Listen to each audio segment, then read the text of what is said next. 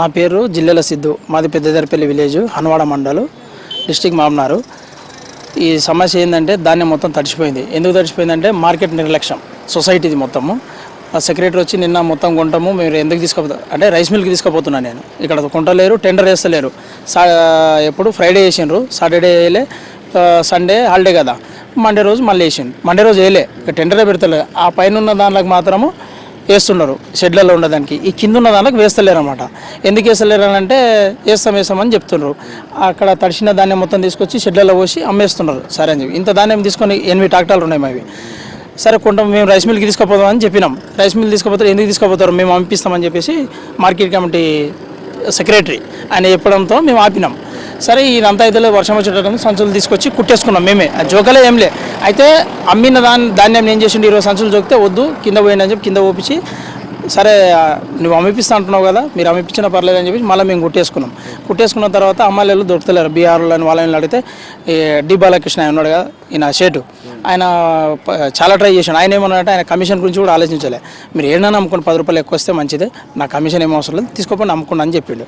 సరే అని చెప్పి అమ్ముకుందామని ట్రాక్టర్ ఇట్లా లోడ్ చేయడానికి వస్తే వద్దు ఈయన పెట్టుండని చెప్తే నేను రేపు పొద్దుగాల ఎట్లా అనిపిస్తా అని చెప్పిండు. ఇలా చూస్తే మొత్తం తడిచిపోయినాయి అవి, మొత్తం సంచులు పోయి. ఇప్పుడు మళ్ళీ తీసి మార్నింగ్ నుంచి ధర్నా చేసి బండ్లు మొత్తం గేట్లు ఆఫ్ చేసినందుకు వచ్చి ఎవరు ఆమె మేడం ఉంది, ఎవరు డిస్టిక్ ఆఫీసర్ అంట ఆమె అగ్రికల్చర్కి, ఆమె వచ్చి చేసినందుకు ఇవి సేమ్ అదే రేటుకు ఫ్రైడే రోజు ఏదైతే మీకు రేట్ వచ్చిందో టెండర్కి ఆ రేటుకి పంపిస్తామని చెప్పి ఒప్పుకున్నారు.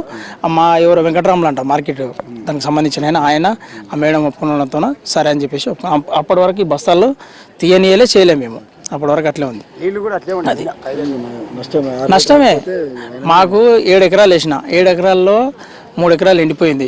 నేను 1.5-2 కిలోమీటర్ వాటర్ తీసుకుపోయినా సరిపోక, ఒక బోర్ నుంచి చెర్రకు గుంత కొట్టి కాలువ తీసి ఆ నుంచి మళ్ళీ చేసినాం. అంత కష్టపడితే కూడా దిగుబడి తక్కువ వచ్చిందంటే ఈ రైతులకి ఇదంతా నష్టం చేస్తున్నారు. నేను నష్టపోయినా పర్లేదు, వీళ్ళందరూ బాగుపడాలని చెప్పిన. లాస్ట్కి ఏం చెప్పిన, వాళ్ళకు ఇంటర్లేరాలు వినకపోతే కూడా మొత్తం పెట్రోల్ తీసుకొచ్చి అంటు పెడతాను చెప్పిన. నా ధాన్యం నేను నష్టపోయినా పర్లేదు, మిగతా వాళ్ళకన్నా లాభం పొందాలి రైతులు, నాతోటి వారికి. ఇది నేను కోరుకున్నది. కొంచెం రైతులకు మేలు కలగాలని కోరుకుంటున్నాను.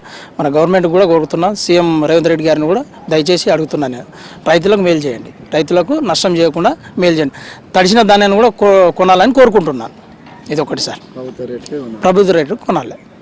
ఈ దళారులు ఏం చేస్తున్నారంటే మధ్యలో ఈ ఎవరు అంటారు అంటే రైస్ మిల్ అసోసియేషన్ ప్లస్ ఇక్కడ కమిటీ ఉంటారు కదా, ఈ కమిటీ చైర్మన్స్ కానీ వీళ్ళు కుమ్మక్కయ్యి ఈ రేట్ అయితే ఓకే ఒప్పందం. ఎందుకంటే వాళ్ళ కమిషన్ చేరుతుంది, వాళ్ళ కమిషన్ వాళ్ళు చేరుతుంది.